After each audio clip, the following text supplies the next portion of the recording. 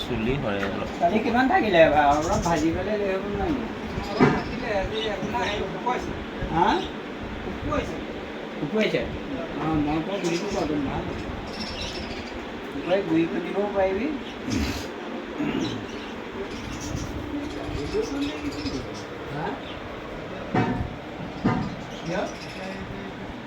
আছিলে গাড়ী লৈ গৈছিলোঁ খাই